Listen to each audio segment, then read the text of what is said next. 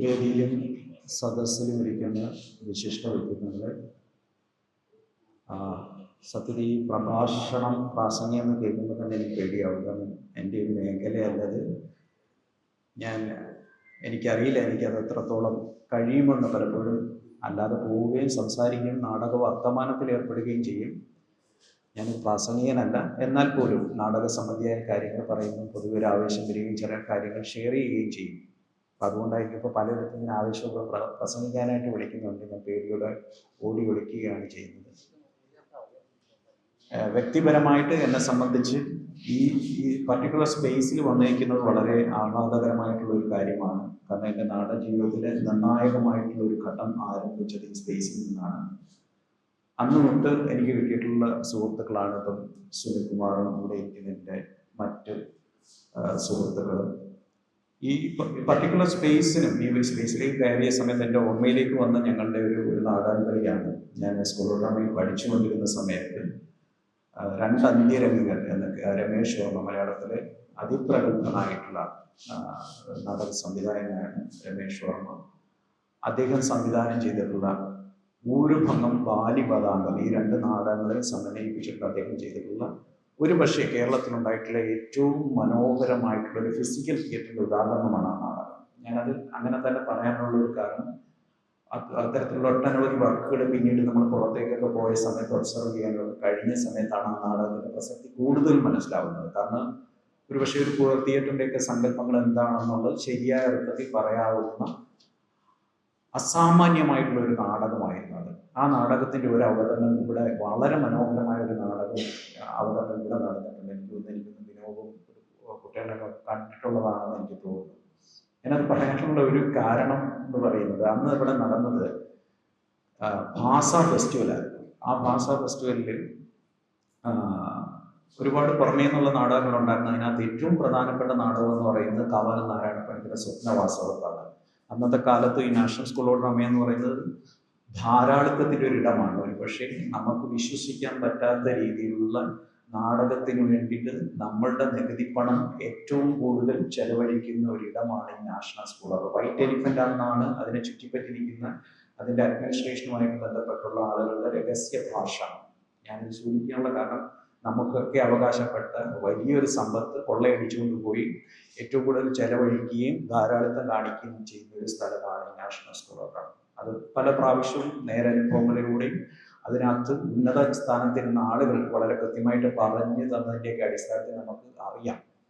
ഞാൻ അത് സൂചിപ്പിക്കാനുള്ള കാര്യം, അന്ന് നാഷണൽ സ്കൂൾ ഓഫ് ഡ്രാമയിൽ നിന്ന് വന്ന നാടകം എന്ന് പറയുന്നത് അവർക്ക് എല്ലാവിധ ഫെസിലിറ്റീസും കൊടുത്ത് ഏകദേശം 5-6 ലക്ഷം രൂപ അന്നത്തെ കാലത്ത് ചെലവഴിച്ചിട്ട് കൊണ്ടുവന്നിട്ടുള്ള സ്വപ്നവാസവത്വമായിരുന്നു. അപ്പോൾ ആ നാടകം ഇവിടെ പ്രധാന വേദിയിലാണ് കളിച്ചത്. അതിനുശേഷമായിരുന്നു തോന്നുന്നു ഈ നാടകം ഇവിടെ കളിക്കുന്നത്. ഞങ്ങൾക്കൊരു പ്രതീക്ഷയില്ല, കാരണം ഞങ്ങൾ ആകെ വന്ന ഒരു ചെറിയ ബാഗിൽ ഒരു പ്രോപ്പർട്ടി ആയിട്ടാണ്. പിന്നെ വേണ്ടത് 2-3 തലങ്ങൾ മാത്രമാണ്. അപ്പോൾ ഇതെങ്ങനെ റിസീവ് ചെയ്യപ്പെടുമെന്നോ ഇത് വേറെ രീതിയിൽ ചർച്ചയാവുമെന്നോ ശ്രദ്ധയാകർഷിക്കുന്ന ഒരു പ്രതീക്ഷയും ഇല്ലാതെ ഇവിടെ വന്നിട്ട് ഒരു 7ഓളം ആക്ടേഴ്സ് ചേർന്നിട്ട് ചെയ്തിട്ടുള്ള വളരെ മിനിമലായിട്ടുള്ള പ്രോപ്പ് ഉപയോഗിച്ചിട്ടുള്ള ഒരു ഫിസിക്കൽ തിയേറ്ററിൻ്റെ ബെസ്റ്റ് എക്സാമ്പിളാണ്. പക്ഷേ പിന്നീട് ആ നാടകം കഴിഞ്ഞിട്ട് നാഷണൽ സ്കൂൾ ഓഫ് ഡ്രാമയിലെ വിദ്യാർത്ഥികളടക്കം national school of drama Bangalore NSDയുടെ എക്സ്റ്റൻഷൻ പ്രോഗ്രാമിൻ്റെ ഡയറക്ടർ, ഞാൻ അദ്ദേഹത്തിൻ്റെ പേരോർക്കുന്നില്ല, അദ്ദേഹം അടക്കം ആ നാടകത്തിനെ കുറിച്ച് പ്രകീർത്തിക്കുകയും പിന്നീട് അവരുടെ വർക്ക്ഷോപ്പുകളിൽ, നാഷണൽ സ്കൂൾ ഓഫ് ഡ്രാമയുടെ എക്സ്റ്റൻഷൻ പ്രോഗ്രാമിൻ്റെ വർക്ക്ഷോപ്പുകളിൽ ഈ നാടകത്തിൻ്റെ CD അഭിനയ സംബന്ധിയായിട്ടുള്ള പഠനങ്ങൾക്ക് വേണ്ടിയിട്ട് അവരിട്ട് കാണിക്കുകയും ചെയ്തിട്ടുള്ള ഒരു സംഭവം നമ്മൾ പിന്നീട് കേട്ടറിഞ്ഞു. അത്തരത്തിലുള്ള മധുര സ്മരണകൾ നിലനിൽക്കുന്ന ഒരു സ്പേസ് കൂടിയിട്ടാണ് ഞാൻ എൻ്റെ കർത്തവ്യത്തിലേക്ക് കൂടെ കടക്കുകയാണ്. നമുക്ക് അറിയാം, ഇന്നിപ്പോൾ ഒരു നാടകകൃതി കൂടി കേരളത്തിൽ പ്രകാശിതമായിരിക്കുകയാണ്. സത്യത്തിൽ വളരെ വിചിത്രമായിട്ടുള്ള ഒരു സംഗതിയാണ്. കാരണം നാടകകൃതികൾ ഒരുപക്ഷെ 90കൾ, പ്രത്യേകിച്ചും 2000-ന് ശേഷം നമുക്ക് നോക്കിക്കഴിഞ്ഞാൽ അറിയാം, ലോകത്താകമാനം നാടകകൃതികൾ പബ്ലിഷ് ചെയ്യുന്നത് കുറഞ്ഞു വരികയാണ്. അതിന് കൂടുതൽ കാരണങ്ങളൊന്നും അന്വേഷിച്ച് പോകേണ്ട ആവശ്യമില്ല. ഡിജിറ്റൽ ഷിഫ്റ്റാണ് അതിൻ്റെ പ്രധാന കാരണം. അതിൻ്റെ മൂല കാരണമെന്ന് പറയുന്നത് ഡിജിറ്റൽ ഷിഫ്റ്റാണ്. കാരണം നാടകകൃതി നമുക്കറിയാം, വായിക്കുന്നതിനേക്കാളും വായിച്ച് രസിക്കാൻ പറ്റുന്ന രീതിയിലുള്ള സാഹിത്യമേന്മയുള്ള കൃതികൾ ലോകത്തൊട്ടനവധി ഉണ്ടായിട്ടുണ്ട്. ഷേക്സ്പിയറിൻ്റെ, ഇബ്സന്റെ, ചെക്കോവിൻ്റെ, ഇന്ത്യയിലടക്കം Bhasa, Kalidasa, Vijay Tendulkar, Girish Karnad, CN Sreekantan Nair, CJ Thomas, അങ്ങനെ തുടങ്ങി ഒട്ടനവധി ആളുകളുടെ ഭാഷാപരമായിട്ടും നല്ല ഔന്നത്യമുള്ള സുഘടിതമായിട്ടുള്ള വെൽമെയ്ഡ് സ്ക്രിപ്റ്റുകൾ ലോകത്താകമാനം ഉണ്ടായിട്ടുണ്ട്. അതിനൊക്കെ മറ്റു നമ്മുടെ നോവൽ, ചെറുകഥ, കവിതകൾ പോലെ തന്നെ വായനാസുഖം തരുന്ന തരത്തിലുള്ള ഒരു സ്ട്രക്ചർ ഉണ്ടായിരുന്നു. അതുകൊണ്ട് തന്നെ അത് വ്യാപകമായിട്ട് പബ്ലിഷ് ചെയ്യപ്പെടുകയും ലോകത്തിന്റെ പല ഭാഷകളിലേക്ക് വിവർത്തനം ചെയ്യുകയും ചെയ്യുന്ന ഒരു കാലഘട്ടം നമുക്ക് സമൃദ്ധമായിട്ടുണ്ടായിരുന്നു. അക്കാര്യത്തിൽ നമ്മൾ 90കളിൽ നമ്മൾ ഭയങ്കര ഭാഗ്യവാന്മാരുമാണ്. ഒരു പക്ഷേ ഇന്ത്യയിലെ മറ്റ് സംസ്ഥാനങ്ങളെ അപേക്ഷിച്ച് നമ്മൾ പലപ്പോഴും അന്വേഷിക്കുന്ന സമയത്ത്, ഞാൻ ശരിക്കും ആന്ധ്രാപ്രദേശിലൊരു എൻ്റെ പഠനവും അല്ലാതെ വർക്ക് ചെയ്യാനായിട്ട് 2 വർഷം ഉണ്ടായിരുന്നു. അങ്ങനെ നമ്മൾ പല സ്റ്റേറ്റിലുള്ള ആളുകളുമായിട്ട് ബന്ധപ്പെടുന്ന സമയത്ത് ആ സ്റ്റേറ്റിനൊന്നും ഈ സൗഭാഗ്യം കിട്ടിയിട്ടുണ്ടാവില്ല. കാരണം അത്രയധികം നാടകകൃതികൾ നമ്മുടെ മലയാള ഭാഷയിലേക്ക് ട്രാൻസ്ലേറ്റ് ചെയ്യപ്പെട്ടിട്ടുണ്ട്. അതുകൂടാതെ തന്നെ നാടക സമ്പത്തിയായ നാടക സങ്കേതത്തെക്കുറിച്ചും നാടകത്തിൽ അക്കാലത്തുണ്ടായിട്ടുള്ള നൂതനമായിട്ടുള്ള പല മൂവ്മെന്റുകളെ കുറിച്ചും നമുക്ക് ഭാഗ്യവശാൽ അറിയാൻ പറ്റുന്ന രീതിയിലേക്ക് ഇവിടുത്തെ പ്രതിഭാശാലികളായിട്ടുള്ള നാടകാചാര്യന്മാരായിട്ടുള്ള ശങ്കരപ്പിള്ള സാറിനെ പോലെ, വയലാർ വാസുദേവൻ പിള്ള സാറിനെ പോലുള്ള ആളുകൾ വളരെ കൃത്യമായിട്ട് ആ കാലത്ത് നടന്നുകൊണ്ടിരുന്ന, പ്രത്യേകിച്ചും 2000 വരെയൊക്കെ നടന്നുകൊണ്ടിരുന്ന മൂവ്മെന്റുകൾ എന്താണോ ആ സമയത്ത് തന്നെ, ഇന്നത് എളുപ്പമാണ്. ഇന്നത്തെ ഈ കോണ്ടക്സ്റ്റിൽ ഇന്ന് സംസാരിക്കുന്ന സമയത്ത് അതിന്റെ വ്യാപ്തിയോ അതിന്റെ ഈ പറയുന്ന പ്രാധാന്യമോ പലപ്പോഴും പലർക്കും തിരിച്ചറിയണമെന്നില്ല. കാരണം അന്നത്തെ കാലത്ത് ഇതൊക്കെ അപ്രാപ്യമായിരുന്ന കാലത്ത് ഒരു ബുക്ക് പോലും, അല്ലെങ്കിൽ ഇത്തരത്തിലൊരു ഒരു നാടക സങ്കേതത്തെക്കുറിച്ച്, പുതിയൊരു ചലനത്തെക്കുറിച്ച് അറിയണമെന്നുണ്ടെങ്കിൽ പലപ്പോഴും നമ്മൾ ഗുരുമുഖത്ത് തന്നെ ഇത് ആർജിക്കണം. ഇന്നതല്ല. ഇന്ന് ഇവിടെ ഇരിക്കുന്ന ഏതൊരാളിനെ പോലും ഇപ്പൊ ലോകത്ത് ഈ പറയുന്ന പഞ്ചഡ്രം തിയേറ്ററിന്റെ മൂവ്മെന്റ് എന്താണ്, അല്ലെങ്കിൽ ഈ പറയുന്ന ഇന്ത്യൻ തിയേറ്റർ കമ്പനിയുടെ പ്രവർത്തനങ്ങൾ എന്താണെന്ന് അറിയാനായിട്ട് വിരലൊന്ന് അമർത്തിയാൽ മാത്രം മതി. അങ്ങനെ അല്ലാതെ അത് അസാധ്യമായിരുന്ന കാലത്ത് എന്തായിരുന്നു ഈ പറയുന്ന യൂജിനോ ബാർബ ചെയ്തത്, എന്തായിരുന്നു ഈ പറയുന്ന അഗസ്റ്റോ പോൾ ചെയ്തുകൊണ്ടിരുന്നത്, എന്തായിരുന്നു റിച്ചാർഡ് ഷെഗ്നർ ചെയ്തുകൊണ്ടിരുന്നത്, എന്താണ് ഈ എൻവയോൺമെന്റൽ തിയേറ്റർ, അങ്ങനെ തുടങ്ങി അതിനെക്കുറിച്ച് വളരെ വ്യക്തമായിട്ട് നേരനുഭവങ്ങൾ. ഇപ്പം അനാമിക ഹസ്കറിനൊക്കെ പോലെ അവരാണ് ശരിക്കും പറഞ്ഞു കഴിഞ്ഞാൽ national school of drama, Moscow art തിയേറ്ററിൽ, അവിടുത്തെ തിയേറ്റർ സ്കൂളുകളിൽ പോയി പഠിച്ച് അവിടുത്തെ ആക്ടേഴ്സുമായിട്ടും അവിടുത്തെ പ്രാക്ടീഷണേഴ്സുമായിട്ടും വർക്ക് ചെയ്തിട്ട് ശരിക്കും ഒരു റഷ്യൻ തിയേറ്റർ എന്താണ്, സ്റ്റാനിസ്ലാവസ്കി എന്താണെന്ന് ആദ്യമായിട്ട് ഇന്ത്യയിലേക്ക് കൊണ്ടുവന്നത് അനാമിക ഹസ്കറാണ്. ഇപ്പൊ 38 വർഷത്തിന് ശേഷം, ഞാനിപ്പോ 2 ദിവസത്തിന് മുമ്പാണ് അത് കേട്ടത്, ഒരു 38 വർഷത്തിന് ശേഷം തിരിച്ചവർ റഷ്യയിലേക്ക് പോകാൻ പോവുകയാണ്. അവർക്ക് റഷ്യൻ ഭാഷ വരെ നന്നായിട്ട് സംസാരിക്കാൻ പറ്റും. അപ്പൊ അങ്ങനെ ഒരു കാലഘട്ടം, ഒരു സുവർണ കാലഘട്ടം എന്ന് പറയാവുന്ന നാടകകൃതികളെ സംബന്ധിച്ച് ഒരു സമ്പന്നമായിരുന്ന ഒരു കാലഘട്ടം നമുക്കുണ്ടായിരുന്നു. അത് അടിമുടി മാറിയിട്ട് നമ്മൾ അതിനകത്ത് ശരിക്കും വേവലാതി കൊള്ളേണ്ട ഒരു ആവശ്യമില്ല. പലപ്പോഴും പല ഡിസ്കോഴ്സുകളിലും നമ്മൾ ചെല്ലുമ്പോൾ കേൾക്കുന്നത് നാടകകൃതികൾ ഇല്ലാതെയായിക്കൊണ്ടിരിക്കുന്നു എന്ന് പറയുന്ന ഭയങ്കരമായിട്ടുള്ള ഒരു വേവലാതിയോട് കൂടിയിട്ട് ആളുകൾ സംസാരിക്കുന്ന കേൾക്കാം. അങ്ങനെ വേവലാതി, നമ്മൾ എല്ലാ മാറ്റങ്ങളെയും അഡാപ്റ്റ് ചെയ്തുകൊണ്ടിരിക്കുന്നത് നമ്മളെ സംബന്ധിച്ച് ഈ ഒരു മാറ്റത്തെക്കുറിച്ച് തിരിച്ചറിഞ്ഞു കഴിഞ്ഞാൽ അങ്ങനെ വേവലാതി കൊള്ളേണ്ട കാര്യമില്ല. അത് നാടകത്തിൽ ഉണ്ടായിട്ടുള്ള വലിയ മാറ്റമാണ്. നാടകം ഇന്ന് എത്തി നിൽക്കുന്ന ഒരു ഒരു ഒരു ഒരു ദശാസന്ധി, ഒരു പ്രത്യേക ഘട്ടമുണ്ട്. ഇപ്പൊ ഈ ഞാൻ നിൽക്കുന്ന സമയത്ത് നമ്മൾ നാടകത്തെ കുറിച്ച് അന്വേഷിക്കുന്ന സമയത്ത് നമുക്ക് മനസ്സിലാക്കാൻ കഴിയുന്നത് നാടകം ഇപ്പൊ കൂടുതൽ ഇമ്മേഴ്സീവ് തിയേറ്റർ ആണ്. ഇമ്മേഴ്സീവ് തിയേറ്റർ എന്ന് പറയുന്നത് പ്രേക്ഷകരും ഈ പറയുന്ന കണക്ക് അഭിനേതാക്കളും സമന്വയിക്കുന്ന, ലയിച്ച് ഒരേപോലെ ആവുന്ന ഒരു പദ്ധതിയാണ്. അപ്പം അത്തരത്തിലുള്ള നാടകങ്ങൾ മുൻകാലത്തും ഉണ്ടാകും. പക്ഷെ എന്താണ് ഇവിടെ ഇങ്ങനെ ഒരു പ്രത്യേകത വരുന്ന നാടകത്തിന്റെ ഈ പറയുന്ന പ്രേക്ഷകനും അതണക്കിന് അഭിനേതാക്കും തമ്മിലുള്ള അതിർവരമ്പുകൾ ഇല്ലാതായിക്കൊണ്ട് ഇതിന്റെ ഒരു സമന്വയത്തിൽ രൂപപ്പെടുന്ന വളരെ സെൻസോറിയലായിട്ട്, അതായത് മനുഷ്യന്റെ ഏറ്റവും അവന്റെ പഞ്ചേന്ദ്രിയങ്ങളെ നേരിട്ട് അനുഭവിപ്പിക്കാൻ പറ്റുന്ന തരത്തിലേക്ക് നാടകത്തിന്റെ ഒരു സ്വഭാവത്തിന് അങ്ങനെ ഒരു രൂപം കൈവന്നിട്ടുണ്ട്. അതിനും കാരണങ്ങളുണ്ട്. കാരണം എന്ന് പറഞ്ഞാൽ ടെക്നോളജിയുടെ ഈ അതിപ്രസരം അതിന്റെ ഏറ്റവും തീക്ഷ്ണഭാവത്തിലേക്ക് പോയി കഴിഞ്ഞപ്പോഴത്തേക്ക് മനുഷ്യൻ അവന്റെ ഏറ്റവും ജൈവിക ചോദനകളിലേക്ക് കടക്കാനുള്ള ഒരു ത്വര വരുന്ന സമയത്താണ് നാടക പ്രയോക്താക്കൾ ഈ ഇമേഴ്സീവ് തിയേറ്ററിന്റെ സാധ്യതകൾ എക്സ്പ്ലോർ ചെയ്യാൻ തുടങ്ങിയത്. അപ്പം നമ്മളിപ്പം പ്രധാനമായിട്ട് പരിശോധിക്കുന്ന സമയത്ത് അത്തരത്തിൽ ചില തിയേറ്റർ കമ്പനികൾ, ഇപ്പം പഞ്ച് ഡ്രങ്ക് എന്ന് പറയുന്ന ഒരു തിയേറ്റർ കമ്പനി ഉണ്ട്. അതേപോലെ തന്നെ റിമിനി പ്രോട്ടോകോൾ, ജർമ്മനിയിലെ ബെർലിനിലുള്ള ഒരു തിയേറ്റർ കമ്പനി ഉണ്ട്. അവരുടെയൊക്കെ ചില പ്രൊഡക്ഷൻസ് അനലൈസ് ചെയ്യുന്നതാണ് എന്താണ് ഈ ഇമേഴ്സീവ് തിയേറ്റർ എന്നതുകൊണ്ട് അവർ ഉദ്ദേശിക്കുന്നത് നമുക്ക് മനസ്സിലാവുന്നത്. അതായത് ഞാൻ ഒന്ന് രണ്ട് ഉദാഹരണങ്ങൾ പറയാം, അപ്പൊ കുറച്ചും കൂടെ വ്യക്തമാവും എങ്ങനെയാണ് ആ നാടകങ്ങൾ വർക്ക് ചെയ്തുകൊണ്ടിരിക്കുന്നത്.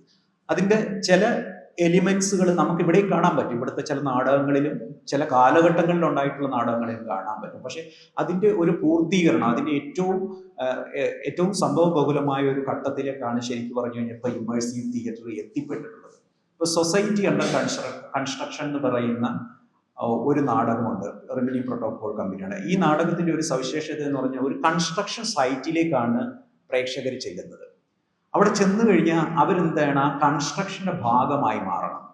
ചെല്ലുന്നവരെല്ലാം ഈ പറയുന്ന കണക്ക് ചിലപ്പോൾ ആ കൺസ്ട്രക്ഷൻ വർക്കിലും അതിനകത്ത് പങ്കെടുക്കുന്ന അഭിനേതാക്കൾ എന്ന് പറയുന്നത് അഭിനേതാക്കളല്ല, ആ മേഖലയുമായിട്ട് ബന്ധപ്പെട്ടുള്ള പല എക്സ്പെർട്ടുകളാണ് അതിനകത്ത് ഈ പറയുന്ന കണക്ക് ഈ അഭിനേതാക്കളുടെ ഭാഗത്ത് വരുന്നത്. അത് ചിലപ്പം ഒരു കോൺട്രാക്ടർ ആവാം, അല്ലെങ്കിൽ ഗവൺമെന്റിന്റെ ഭാഗത്തു നിന്നുള്ള ഇതിന്റെ ക്വാളിറ്റി ചെക്ക് ചെയ്യുന്ന ഒരു ഉദ്യോഗസ്ഥനാവാം. ഇങ്ങനെ ഈ മേഖലയിൽ വർക്ക് ചെയ്ത് റിട്ടയർ ചെയ്തിട്ടുള്ള അതിപ്രഗത്ഭരായിട്ടുള്ള ആളുകളാണ് പ്രേക്ഷകരുമായിട്ട് സംവദിക്കാനായിട്ട് നിൽക്കുന്നത്. അപ്പം അവരുടെ ഉദ്ദേശ ലക്ഷ്യങ്ങൾ എന്ന് പറഞ്ഞാൽ ആ നാടകത്തിലൂടെ അവർ കമ്മ്യൂണിക്കേറ്റ് ചെയ്യാൻ ഉദ്ദേശിക്കുന്നത് നമുക്ക് എല്ലാവർക്കും അറിയാവുന്നതാണ്. ലോകത്ത് ഏറ്റവും കൂടുതൽ അഴിമതി നടക്കുന്നത് കൺസ്ട്രക്ഷൻ ഫീൽഡിലാണ്. സ്റ്റേഡിയങ്ങൾ, എയർപോർട്ടുകൾ, അഴിമതി മൂലം നിന്നുപോയിട്ടുള്ള എയർപോർട്ടുകൾ അടക്കമുണ്ട്. നമ്മുടെ കേരളത്തിലൊക്കെ നിരവധി ഉദാഹരണങ്ങളാണ്. എനിക്കൊക്കെ ഏറ്റവും വേദന തോന്നിയിട്ടുള്ള ഒരു സംഗതി എന്ന് പറയുന്നത്, ഒരു തിയേറ്റർ സ്പേസ് നിങ്ങൾക്ക് കേട്ട് കഴിഞ്ഞാൽ മനസ്സിലാവും. കേരള സംഗീത നാടകയുടെ തൊട്ടടുത്തായിട്ട് ഒരു കൂത്തമ്പലം നിർമ്മിക്കാനായിട്ട് നമ്മുടെ ഗവൺമെന്റ് തീരുമാനിച്ചു.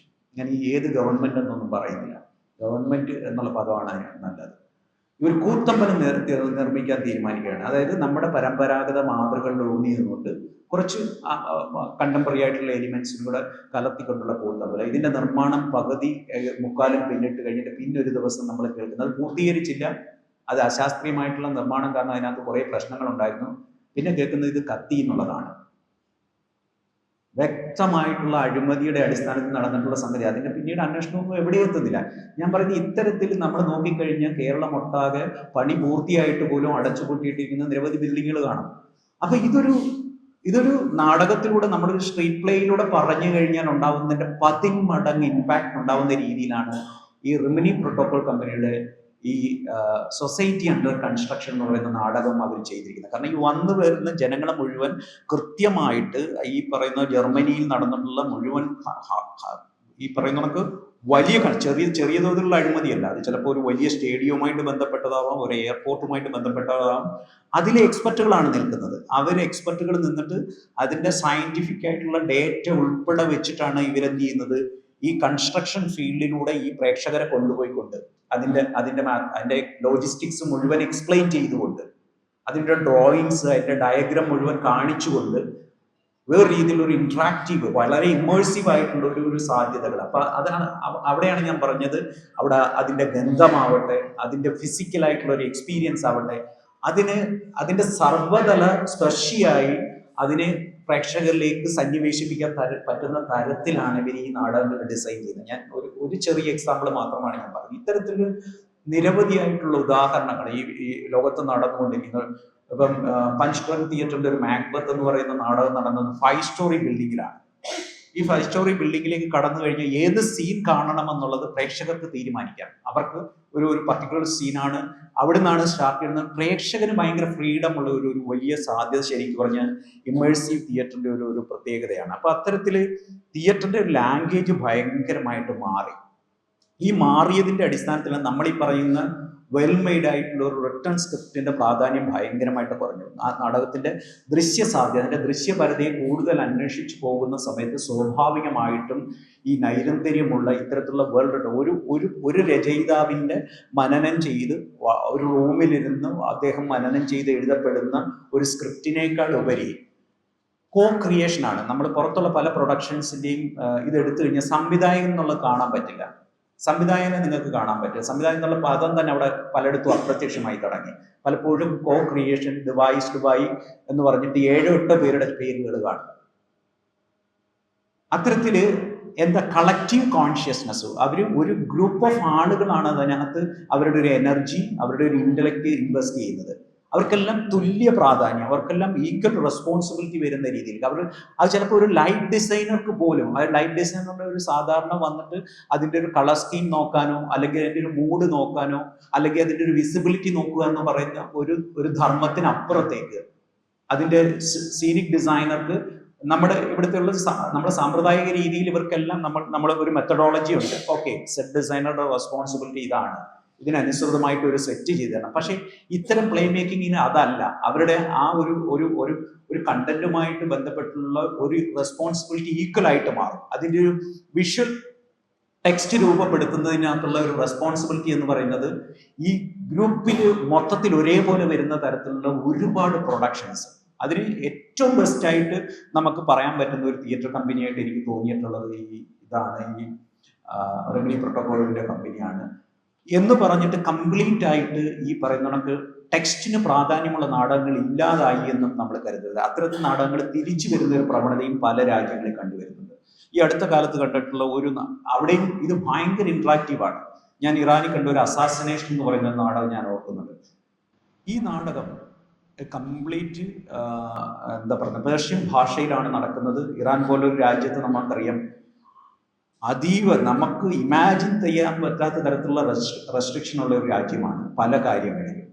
പക്ഷേ അവിടെ നിന്ന് ഇറങ്ങുന്ന സിനിമയുടെ കലാമൂല്യം നമുക്കറിയാവുന്നതാണ്. ഒരുപക്ഷെ മലയാളികളെ പ്രത്യേകിച്ച് അത് പറയേണ്ട കാര്യമില്ല. ഒരുപക്ഷെ ഏറ്റവും കൂടുതൽ ലോകത്ത് ഇറാൻ സിനിമയ്ക്ക് ആരാധകരുള്ള ഒരു സ്ഥലമാണ് കേരളം എന്ന് പറയുന്നത്.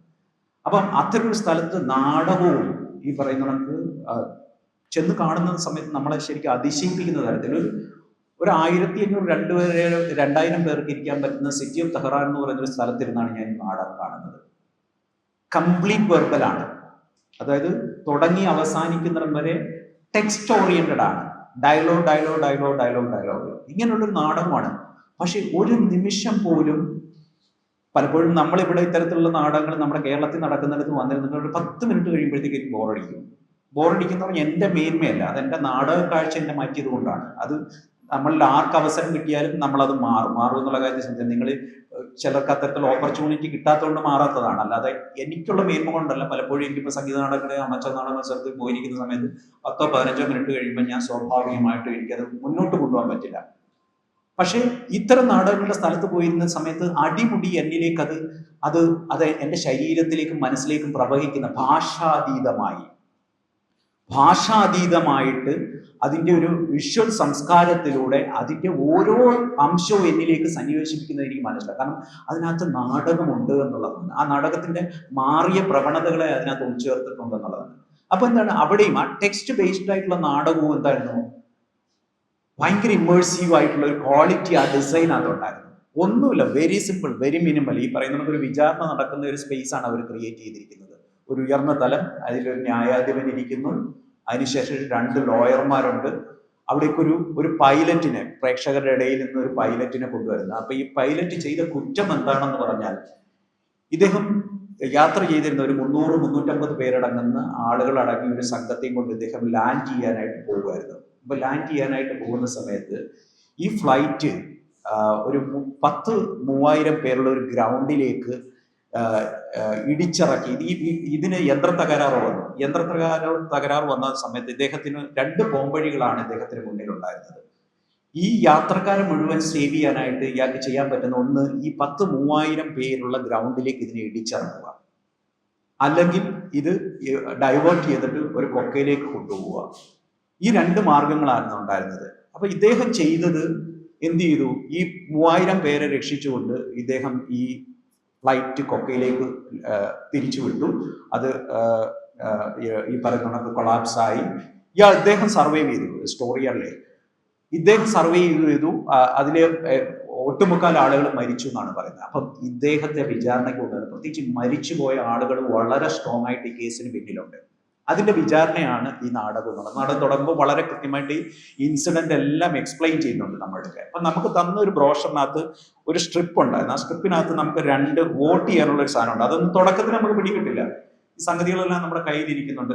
അപ്പൊ ആ വെരി ഫസ്റ്റ് മൊമെന്റ് തൊട്ട് നമ്മൾ അതിനകത്തേക്ക് ലാൻഡ് ചെയ്യണം, ആ നാടകത്തിലേക്ക് നമ്മൾ വീഴുകയാണ്.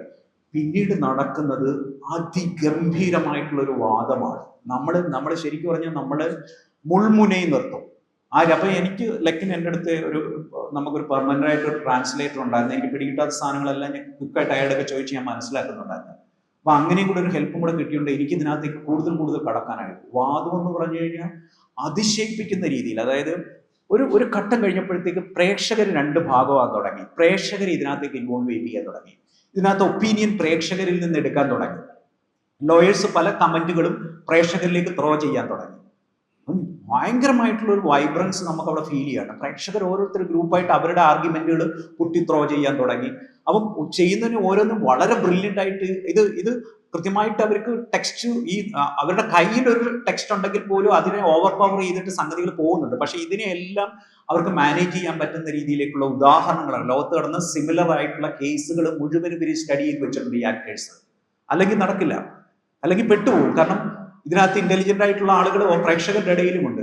അവർ തരുന്ന ചില കമന്റുകൾ വെച്ചിട്ട് തന്നെ രണ്ടു കൂട്ടരും ബാധിച്ചുകൊണ്ടേയിരിക്കേണ്ടി വരും. അങ്ങനെ ഒരു ഘട്ടത്തിൽ എത്തിക്കപ്പോഴത്തേക്ക് ന്യായാധിപൻ ഒരു തീരുമാനം എടുക്കും. കാരണം ഇത് അന്തിമമായിട്ട് ഇത് വിധി പ്രഖ്യാപിക്കണം.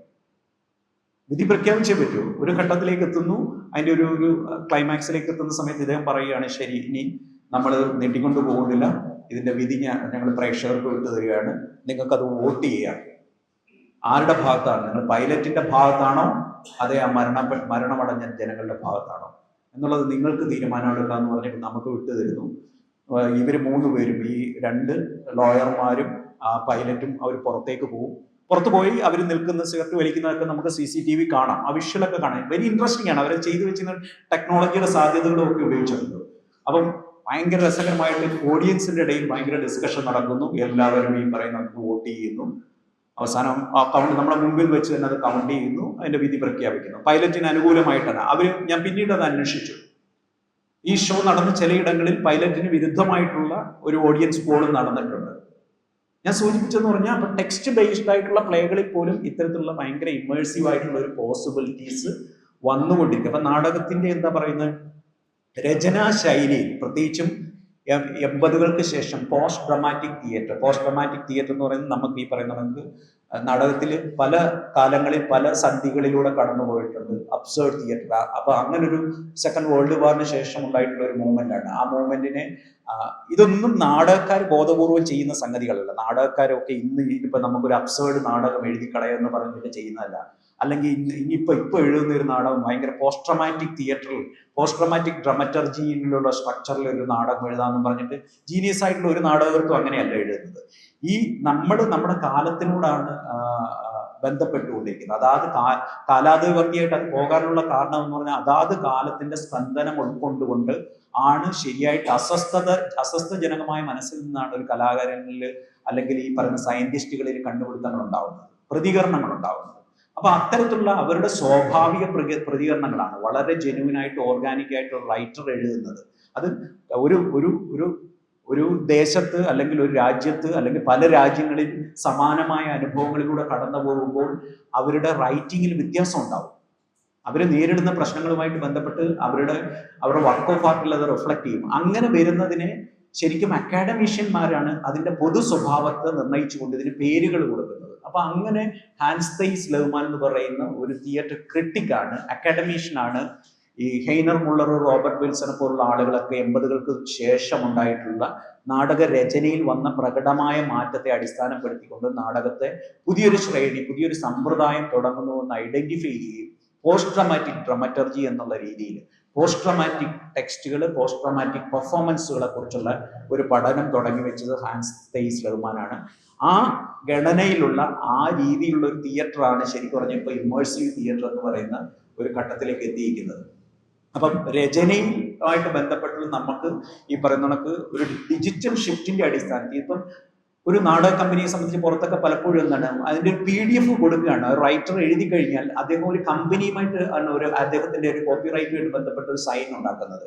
അപ്പൊ അദ്ദേഹത്തിന് അത് പബ്ലിഷ് ചെയ്യുന്നതിനേക്കാൾ ഗുണപ്രദ കമ്പനിയുമായിട്ട് ചേർന്നിട്ട് ആ അസൈൻമെന്റ് നിലനിർത്തുക എന്നുള്ളതാണ്. അപ്പൊ ആ പ്രൊഡക്ഷന്റെ സക്സസുമായിട്ട് ബന്ധപ്പെട്ട് ആ പ്രൊഡക്ഷൻ പിന്നീട് റീവർക്ക് ചെയ്യുന്നതിനുള്ള ഒരു ഫ്രീഡം നിലനിർത്താനൊക്കെ എന്ത് ചെയ്യുന്നു, ഇവർ ഈ കൃതി വിട്ടുകൊടുക്കില്ല. ഈ കൃതി ഇവർ കയ്യിൽ തന്നെ വെക്കും. ഈ കൃതി ഇപ്പം പോസ്റ്റ് റൊമാൻറ്റിക് ഡ്രമറ്റർജിയിലുള്ള കൃതികളുടെ വേറൊരു സവിശേഷത എന്ന് പറഞ്ഞാൽ ഇത് നിരന്തരം മാറിക്കൊണ്ടിരിക്കും. ചിലപ്പോൾ ഈ മാസം ചെയ്യപ്പെടുന്നതായിരിക്കില്ല അടുത്ത മാസം ചെയ്യപ്പെടുന്നത്. അതിനൊരു ഏറ്റവും വലിയ ഉദാഹരണമായിട്ട് നമുക്ക് നോക്കിക്കഴിഞ്ഞാൽ കാണാൻ പറ്റും ഈ വെൻസിലിന്റെ വജൈന മോണലോഗ് എന്ന് പറയുന്ന ഒരു നാടകം. അത് ഏകദേശം ഒരു 250ഓളം സ്ത്രീകളെ അവരുടെ നേരനുഭവങ്ങൾ, അവരുടെ വജൈനയുമായി ബന്ധപ്പെട്ടുള്ള അത് സെക്ഷൽ ഫാന്റസി ആവാം, ഡിസീസ് ആവാം, റേപ്പ് ആവാം, അങ്ങനെ എന്തുമാകാം, അത്തരത്തിൽ അവരിൽ നിന്ന് ഡയറക്റ്റായിട്ട് സ്വാംശീകരിച്ച അത്തരം അനുഭവങ്ങളെ എല്ലാം കാച്ചി കുറുക്കിയിട്ടാണ് ഈ പറയുന്ന വജൈന മോണോലോഗ് എന്ന് പറഞ്ഞാൽ വളരെ ലോകപ്രശസ്തമായിട്ടുള്ള ഒരു നാടകം രൂപപ്പെട്ടത് ഈ വെൻസിലിന്റെ. അത് തുടങ്ങി ഇപ്പോൾ അത് കളിച്ചുകൊണ്ടിരിക്കുന്ന ഓരോ കാലഘട്ടത്തിലും ആ നാടകം മാറിക്കൊണ്ടിരിക്കുക. ട്രാൻസ്ജെൻഡേഴ്സ് ഏറ്റെടുത്തതോടുകൂടി ആ നാടകത്തിന്റെ സ്വഭാവം മാറി. അത് ഓരോ കമ്മ്യൂണിറ്റിയിലേക്ക് പോകുന്ന സമയത്തും ആ നാടകം മാറും. അപ്പൊ നാടകത്തിന്റെ ഒരു പർപ്പസ് ഓരോ കാലത്തും നാടകത്തിന്റെ രീതികൾ മാറുന്നുണ്ട്. അതിന് സത്യത്തിൽ വേണ്ട രീതിയിൽ അഡാപ്റ്റ് ചെയ്യാൻ പറ്റുന്ന രീതിയിലുള്ള ഒരു ഭൗതിക സാഹചര്യം നിർഭാഗ്യവശാൽ നമ്മുടെ കേരളത്തിൽ രൂപപ്പെട്ടിട്ടില്ല എന്നുള്ളതാണ് ഏറ്റവും ദയനീയമായിട്ടുള്ള ഒരു വസ്തുത. നമ്മൾ വളരെ പിറകിലാണ്. ഇത് കാലാകാലങ്ങൾ, ഇത് ശരിക്കും 90കളിലും 2000-ലുമൊക്കെ ഞങ്ങളുടെ ഗുരുക്കന്മാരായിട്ടുള്ള നാടകാചാര്യന്മാരായിട്ടുള്ള ആളുകൾ അന്ന് തൊട്ടേ പറയുന്നുണ്ട് നമ്മൾ വളരെ പിറകിലാണ്. ഇന്നും ഈ 2025-ലും നിന്നിട്ട് നമുക്ക് നാടകത്തെ പ്രണയിക്കുന്നവർക്ക് പറയേണ്ടി വരികയാണ് നമ്മൾ വളരെ പിന്നിലാണ്. ലോകരാജ്യങ്ങളിൽ പല രാജ്യങ്ങളും നാടകവുമായിട്ട് ബന്ധപ്പെട്ടുള്ള അവരുടെ സങ്കേതങ്ങളാവട്ടെ, നാടകരചനയാവട്ടെ, പെർഫോമൻസ് മേക്കിംഗ് ആവട്ടെ, അരങ്ങാവട്ടെ, ആ വിഷയത്തിലേക്ക് ഞാൻ കടക്കുന്നില്ല. അത്രയും അപകടകരമാണ് അരങ്ങെന്ന് പറയുന്നത്. അതിന്റെ ഏറ്റവും വലിയ തെളിവുകളാണ് നമ്മൾ ഈ കാണുന്ന ഈ ബിൽഡിങ്ങും സോപാനവും ഒക്കെ എന്ന് പറയുന്നത്. ഇത്രയും കാലം ഇത് തന്നെ കെട്ടിയിട്ട് എനിക്ക് വന്നിപ്പോൾ ഏകദേശം എത്രയാണ് 10-20 വർഷമായി. ഒരുപക്ഷെ കേരളത്തിൽ രൂപം കൊണ്ട സമയത്ത് നമ്മളെല്ലാം ആവേശപൂർവ്വം നമ്മളെല്ലാവരും പരസ്പരം പറഞ്ഞുകൊണ്ടിരുന്ന ഒരു സംഗതിയാണ് ഒരുപക്ഷെ കേരളത്തിൽ ഉണ്ടായിട്ടുള്ള ഐഡിയൽ ആയിട്ടുള്ള ഒരു പ്രൊസീഡിയമായിട്ട് പറഞ്ഞുകൊണ്ടിരുന്ന സ്ഥലമാണ്, ഒരു സംഗതിയാണ് സോപാനം. മറ്റു പല സ്പേസിലും ഈ രീതിയിലുള്ള സൗകര്യങ്ങൾ ഉണ്ടായിരുന്നില്ല. പക്ഷേ അത്തരത്തിലുള്ള ഒരുപക്ഷെ കേരളത്തിൽ രൂപപ്പെടേണ്ടിയിരുന്ന വിവിധ തിയേറ്റർ സ്പേസുകൾ, കാലാനുസൃതമായിട്ട് രൂപപ്പെടേണ്ട തിയേറ്റർ സ്പേസുകൾ ബാക്കിയെല്ലാം നമുക്ക് രൂപപ്പെട്ടുകൊണ്ടിരുന്നു. സ്കൂളുകൾ നമുക്കറിയാം ഇപ്പോൾ ഹൈടെക്കായി മാറിയിട്ടുണ്ട്. കോളേജുകളുടെ, നമ്മുടെ യൂണിവേഴ്സിറ്റികളുടെ ഇൻഫ്രാസ്ട്രക്ചർ മാറിയിട്ടുണ്ട്. നമ്മുടെ ആരാധനാലയങ്ങൾ എല്ലാം ഈ പറയുന്നതൊക്കെ കാണിച്ചു. ക്ഷേത്രങ്ങൾ മുഴുവൻ ഈ പറയുന്നതൊക്കെ ഞാനൊക്കെ 90കളിൽ കണ്ട ക്ഷേത്രമല്ല, പോകുന്നിടത്തെല്ലാം കോടിക്കണക്കിന് രൂപയുടെ നവീകരണമാണ് നടന്നിരിക്കുന്നത്. അപ്പൊ സാമ്പത്തികമല്ല ഇത് പ്രശ്നം, ഇത് മനോഭാവത്തിന്റെ പ്രശ്നമാണ്. സാമ്പത്തികമാണെങ്കിൽ എന്താണ്, സാമ്പത്തികം വരേണ്ട സമയം കഴിഞ്ഞല്ലോ. സാമ്പത്തികം ഇല്ലായിരുന്നെന്നും ഈ ക്ഷേത്രങ്ങൾ ഇത്രയും നവീകരിക്കാൻ പറ്റുമായിരുന്നു. കോടികളും കുടുംബ ക്ഷേത്രങ്ങൾ പോലെ ഈ പറയുന്നതൊക്കെ ലക്ഷങ്ങളും നിമിഷ നേരം കൊണ്ട് പിരിക്കുന്നത് ഞാൻ കണ്ടു. എനിക്ക് തന്നെ അതിശയം തോന്നി. എൻ്റെയൊക്കെ കുടുംബക്കാർ ഈ പറയുന്ന ഭയങ്കര ബുദ്ധിമുട്ട് നേരിടുന്ന ആളുകളൊക്കെ 2 മാസം കൊണ്ടൊക്കെ 15 ലക്ഷം പിരിച്ചിട്ട് ഭൂമി വാങ്ങിക്കുന്നു. അപ്പൊ ഇത് സാമ്പത്തികത്തിന്റെ പ്രശ്നമല്ല. നമ്മൾ ഈ പറയുന്നത് സാമ്പത്തികം ഒരു പ്രശ്നമായിട്ട് പറയണ്ട, മനോഭാവത്തിന്റെ ഒരു വലിയ പ്രശ്നമുണ്ട്. അത് രൂപപ്പെടാതിരുന്നത് കൊണ്ട് തന്നെ കേരളത്തിലൊന്നും ഇതുവരെ, ഞാൻ ഒരു 2 ആഴ്ച മുമ്പ് ഒരു പോസ്റ്റ് ഇട്ടു. അപ്പം പ്രത്യേകിച്ചും നമ്മൾ വടക്കോട്ട് പോയി കഴിഞ്ഞാൽ നാടകത്തോടുള്ള പ്രണയം നമ്മളെ ഇവിടുത്തെ ആളുകളെക്കാൾ കുറച്ചും കൂടെ കൂടുതലായിട്ട് നമുക്ക് തോന്നും. അവിടെ നമുക്ക് മുട്ടാൻ പറ്റില്ല. കാരണം ഇപ്പോഴും നമ്മളൊരു പക്ഷേ 90കളിലും അല്ലെങ്കിൽ 2000-ലൊക്കെ ഇവിടെയൊക്കെ നമ്മുടെ നാട്ടിൻപുറങ്ങളിൽ നാടകം നടന്നിരുന്ന സമയത്ത് ഒരു വലിയ ജനസംഖ്യയൊക്കെ നമ്മളിങ്ങനെ ആരാധനയോട് നോക്കിയാണ്. അതിപ്പോഴും നമുക്ക് കണ്ണൂർ, കാസർഗോഡ് ഭാഗത്തൊക്കെ പോയി കഴിഞ്ഞാൽ അവിടുത്തെ ചെറിയ ചടങ്ങുകളിൽ നാടകം ഉണ്ടെങ്കിൽ കാണാൻ പറ്റും. ഞാൻ ഈ അടുത്ത സമയത്ത് അവിടെ ഒരു പ്രശാന്തേട്ടന്റെ അനുസ്മരണവുമായിട്ട് ബന്ധപ്പെട്ട് പോയിട്ട് ഒരു നാടകം കാണാനിരിക്കുന്ന സമയത്ത് ഒരു 10-800 പേര് നാടകം കാണാൻ വന്നിരിക്കുകയാണ്. ഈ പറയുന്നത് പഴയ ഈ 90കളിൽ നമ്മൾ കിട്ടിയ അതേ ഷെഡ്. അപ്പൊ എന്താണ് നമ്മുടെ പെർഫോമിംഗ് ആർട്സ് സെന്ററിന് മാത്രം ഈ മാറ്റം വരാത്തത്? ഇതുവരെ ഒരു 2000 പേർക്ക് ഇന്ന് നാടകം കാണാൻ പറ്റുന്ന ഐഡിയൽ ആയിട്ടുള്ള ഒരു പ്രൊസീനിയൻ നമ്മൾ ഇതുവരെ കേരളത്തിൽ സൃഷ്ടിച്ചിട്ടില്ല. കേരള സംഗീത നാടക അക്കാദമിയുടെ കൾച്ചറൽ ക്യാപിറ്റൽ എന്ന് പറയുന്ന തൃശ്ശൂർ പോലും ചെയ്തിട്ടില്ല. മൂട്ടകടികളൊക്കെ 600 പേർക്ക് പിടിക്കാൻ പറ്റുന്ന ഒരു സാധാരണ തല്ലിപ്പൊളി ഒരു തിയേറ്ററാണ് ഇപ്പൊ സ്റ്റേറ്റിന്റെ പ്രൗഡായിട്ട് നമ്മൾ കാണുന്നത്. അപ്പം കാരണം നമ്മൾ ഡിസർവ് ചെയ്യുന്നുണ്ട്, നമ്മൾ ഈ ജനത, നമ്മൾ ഈ ഇരിക്കുന്ന മനുഷ്യരെല്ലാം കുറച്ചും കൂടെ നല്ല രീതിയിലുള്ള പെർഫോമൻസ് കാണാൻ പറ്റുന്നുള്ള അരങ്ങിടങ്ങൾ ഡിസർവ് ചെയ്യുന്ന ആളുകളാണ്. ആ സമയത്തിലേക്ക് കടക്കുന്നത്. നമ്മൾ ഭ്രാന്തമായിട്ട് ഈ സിനിമയുടെ പുറകെ ഓടിക്കൊണ്ടിരിക്കുക. സിനിമയ്ക്ക് അപ്പുറത്തേക്ക് വലിയ വലിയ അനുഭവം നാടകത്തിന് പകർന്നു തരാൻ കഴിയുമെന്നുള്ളത് മനസ്സിലാക്കിച്ചു കൊടുക്കാൻ പക്ഷെ പറ്റുന്നില്ല. ഇപ്പം അതിന്റെ പ്രധാന പ്രശ്നം എന്ന് പറയുന്ന അരങ്ങാണ്. പ്രൊസീനിയത്തിന്റെ സവിശേഷത എന്നാൽ പ്രൊസീനിയം ഒരു ഇല്യൂഷണറി ആയിട്ടുള്ള ഒരു സ്പേസ് ആണ്. മനുഷ്യനെ ഒരു മായിക ലോകത്തേക്ക് കൊണ്ടുപോകാൻ പ്രൊസീനിയത്തിന് കഴിയും. അപ്പൊ അത്തരം കണ്ടന്റുകളാണ് നമ്മൾ പ്രൊസീനിയത്തിൽ ചെയ്യുന്നത്. അതോടൊപ്പം തന്നെ നമുക്ക് എന്ത് വേണം? നമുക്ക് ത്രസ്റ്റ് സ്റ്റേജുകൾ വേണം, സാൻഡ്വിച്ച് ട്രവേഴ്സ് തിയേറ്റർ വേണം, ഹിപ്പോഡ്രംസ് വേണം, മൊബൈൽ തിയേറ്ററുകൾ വേണം. അതായത് പെട്ടെന്ന് അസംബിൾ ചെയ്യാൻ പറ്റുന്ന 1 മണിക്കൂറുകളൊക്കെ കൊണ്ട് നമുക്ക് അസംബിൾ ചെയ്യാൻ പറ്റുന്ന ഒരു സ്ഥലത്തേക്ക് കൊണ്ടുവന്നിട്ട് പെട്ടെന്ന് അസംബിൾ ചെയ്യാൻ പറ്റുന്ന സ്പേസുകൾ വേണം. ബ്ലാക്ക് ബോക്സ് എന്ന് പറയുന്നത് ലോകത്ത് തിയേറ്റർ സ്പേസുകളുടെ കൂട്ടത്തിൽ ഉണ്ടായിട്ടുള്ള ഏറ്റവും റീസെന്റ് ആയിട്ടുള്ള ഇന്നോവേഷൻ ആണ്. നമുക്ക് ശരിക്കും കേരളത്തിൽ ആകെ ബ്ലാക്ക് ബോക്സ് എന്ന് പേരിട്ടൊരു സാധനം സംഗീത അക്കാദമിയിലുണ്ട്. അതും ഒരു നല്ല സ്പേസ് അല്ല. കേരളത്തിന്റെ എല്ലാ ജില്ലകളിലും ബ്ലാക്ക് ബോക്സുകൾ വേണം. ഒരു 200-250 പേർക്ക് ഇരുന്ന് മര്യാദയ്ക്ക് നാടകം അത്രയും മതി. അത്രയും ഉണ്ടെങ്കിൽ തന്നെ നമുക്ക് ഈ പറയുന്ന ഈ ടൂറിങ് നടക്കും എല്ലാ ജില്ലകളിലും. ഇപ്പം ഈ പറയുന്ന ഒരു നാടകം ഇവിടേക്ക് കൊണ്ടുവന്ന് കളിക്കണമെന്നുണ്ടെങ്കിൽ ബുദ്ധിമുട്ടാണ്. നമ്മൾ തൃശ്ശൂരിൽ നിന്നുകൊണ്ടിരിക്കുന്ന ഒരു നാടകം ഇവിടെ കൊണ്ടുവന്ന് കളിക്കാൻ ഇതിനകത്ത് കൊണ്ടുവന്ന് കളിച്ചു കഴിഞ്ഞാൽ മുതലാവില്ല. കാരണം ഇതിനകത്ത് ലൈറ്റ്, സൗണ്ട്, അതിന്റെ ഇൻഫ്രാസ്ട്രക്ചർ ഒന്നുമില്ല. അപ്പൊ ഇതൊക്കെ എത്ര കാലമായി ഇതൊന്നും ചെയ്യാൻ നമുക്ക് കഴിഞ്ഞിട്ടില്ല. ഈ ഒരു മാറ്റം അടിയന്തരമായിട്ട് ഞാൻ ഇതിപ്പോ പറയുന്ന എല്ലായിടത്തും ആവർത്തിച്ച് പറഞ്ഞിട്ടുണ്ട്. അതൊക്കെ നാടകക്കാരന്റെ വേദന കൂടിയാണ്. ഞാൻ കിട്ടുന്ന എല്ലാ വേദികളിലും ഇത് ഞാൻ ആവർത്തിച്ചു കൊണ്ടേയിരിക്കും. ഞാനിത് ആളുകളെ ബുദ്ധിമുട്ടിച്ചുകൊണ്ടേയിരിക്കും. അധികാരികളിലേക്ക് നിരന്തരം ഞാൻ ഈ ശരം തൊടുത്തു വിട്ടുകൊണ്ടേയിരിക്കും. കാരണം ഇത് നമ്മുടെ അവകാശമാണ്. മനുഷ്യരുടെ ഇവിടുത്തെ കേരളത്തിലെ ജനതയുടെ പെർഫോമിംഗ് ആർട്സ് കമ്മ്യൂണിറ്റിയുടെ അവകാശമാണ് ഈ പറയുന്ന സംസ്കാര സമ്പന്നരാകുക എന്നുള്ളതാണ് ഒരു ജനതയെ സംബന്ധിച്ച് ഏറ്റവും വലിയ കാര്യം എന്ന് പറയുന്നത്. അതിനുള്ള ഏറ്റവും പരമപ്രധാനമായ മാർഗം എന്ന് പറയുന്നത് തിയേറ്റർ സ്പേസുകളാണ്. ആ സ്പേസുകളൊന്നും ഇപ്പൊ ചിലത് നിർമ്മിക്കുന്നുണ്ട്, പക്ഷേ സാധാരണ കലാകാരന്മാർക്ക് അടുക്കാൻ പറ്റാത്ത രീതിയിലൊക്കെ ഒരു സംവിധാനമായി മാറുന്നു എന്നുള്ളതാണ് കേൾക്കുന്നത്. അത്തരത്തിലുള്ള സംവിധാനങ്ങളല്ല വേണ്ടത്. കുറച്ചും കൂടെ ആർട്ടിസ്റ്റ് ഫ്രണ്ട്ലി ആയിട്ടുള്ള, സാധാരണ മനുഷ്യർക്ക് നടന്നെത്താൻ പറ്റുന്ന രീതിയിലുള്ള സൗഹൃദപരമായിട്ടുള്ള സ്പേസുകൾ ഉണ്ടാവണം. അപ്പം ഞാനിവിടെ സൂചിപ്പിച്ചു കൊണ്ടുവന്ന ഒരു പ്രധാന സംഗതി എന്നത് നാടകരചനയുമായിട്ട് ബന്ധപ്പെട്ടതാണ്.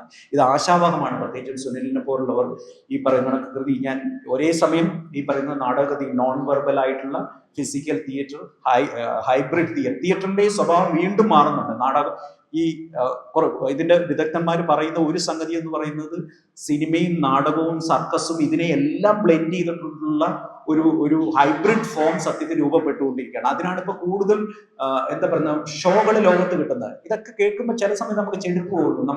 നമ്മൾ പരമ്പരാഗതമായിട്ട് ചിന്തിച്ചുകൊണ്ടിരിക്കുന്നത് നമുക്ക് ചിലപ്പോൾ ഇത് നാടകമല്ലല്ലോ എന്ന് ചിന്തിക്കും. പക്ഷെ ലോകത്തുണ്ടാവുന്ന നമ്മൾ ഒരേ സമയം ടെക്നോളജി പ്രണയിച്ചുകൊണ്ട് തന്നെ നമ്മൾ അതിന്റെ എല്ലാ സൗകര്യങ്ങളും ഏറ്റുകൊണ്ട് തന്നെ നമ്മൾ ചില സമയത്ത് നമ്മൾ ഭയങ്കര പരമ്പരാഗതമായിട്ട് ചിന്തിച്ചുകൊണ്ടേയിരിക്കും. പക്ഷേ ഈ മാറ്റത്തെ നമ്മളൊന്ന് തുറന്ന മനസ്സോട് കൂടിയിട്ടൊന്ന് നോക്കിക്കാണാൻ പറ്റിയില്ലെങ്കിൽ നമ്മൾ ഔട്ട്ഡേറ്റഡ് ആവുകയും നമ്മുടെ ആസ്വാദന നിലവാരം താഴേക്ക് പോയി പലതും നമുക്ക് പ്രാപ്യമല്ലാതെ പോകും. അപ്പൊ അത്തരത്തിലേക്ക് നമ്മൾ കാലാനുസൃതമായിട്ട് മലയാള നാടകവേദി update ചെയ്യപ്പെടേണ്ടതുണ്ട്.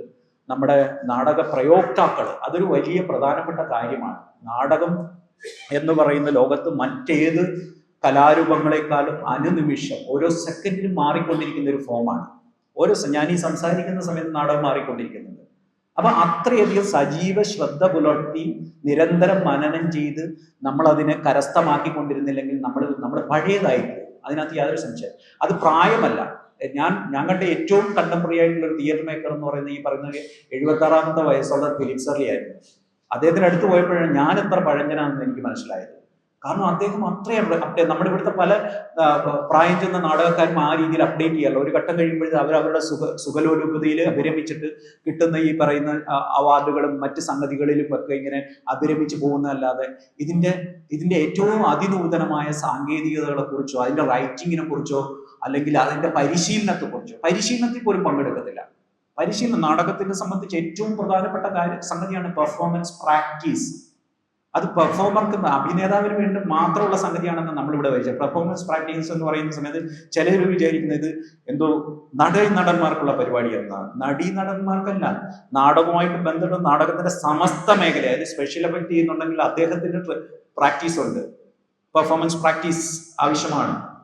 Lighting designer, wardrobe assistant അല്ലെങ്കിൽ കോസ്റ്റ്യൂം ഡിസൈനർ, അങ്ങനെ തുടങ്ങി നാടകത്തിന്റെ ഏത് മേഖലയിലുള്ള ആളിനെ സംബന്ധിച്ച് പ്രാക്ടീസ് ആവശ്യമാണ്.